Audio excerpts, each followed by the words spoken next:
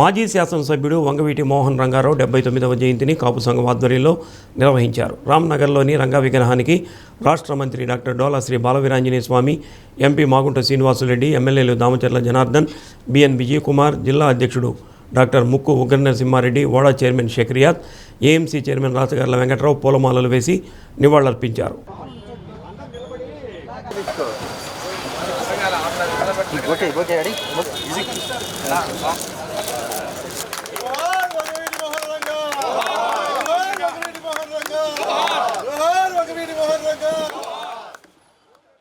కాపు సంఘం అధ్యక్షుడు కొక్కిరాల సంజీవ్ కుమార్, నగర పార్టీ అధ్యక్షుడు మదన్, నాయకులు నరహరి సాంబయ్య, పసుపులేటి శ్రీనివాసులు, చింతపల్లి నారాయణ, శెట్టి పాపారావు, డాక్టర్ నరిశెట్టి శ్రీనివాసరావు, నరిశెట్టి రామ్మోహన్ రావు, రాంబాబు, లింగిశెట్టి సుబ్బారావు తదితరులు పాల్గొన్నారు.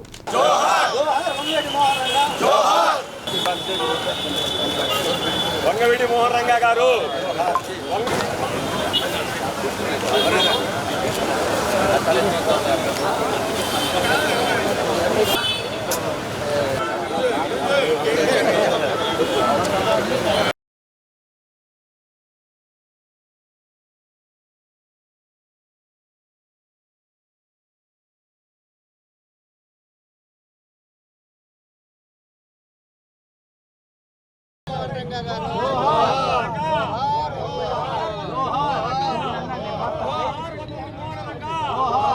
వంగవీటి మోహన్ రంగా గారి 79వ జయంతి సందర్భంగా ఈరోజు రామ్నగర్ మొదటి లైన్లో ఉన్నటువంటి రంగా గారి బొమ్మకి పూలమాలలు వేసి నివాళులర్పించడం జరిగింది.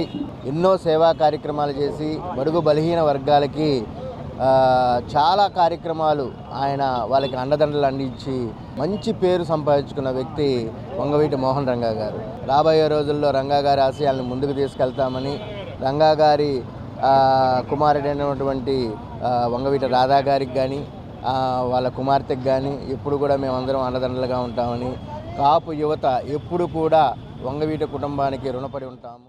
వంగవీటి మోహన్ రంగా గారి 79వ జయంతి సందర్భంగా ప్రకాశం జిల్లా కాపు సంఘం ఆధ్వర్యంలో ఈరోజు ఈ కార్యక్రమం ఇక్కడ ఒంగోలులో రామ్నగర్ నందు నిర్వహించుకోవడం మాకు చాలా సంతోషంగా ఉంది. ఆయన జయంతులు వర్ధంతులు చేసుకోవడం మాకు చాలా ఆనందంగా, మేము సంతోషంగా భావిస్తున్నాం. అలానే రంగా గారి ఆశయాలను కొనసాగిస్తాము.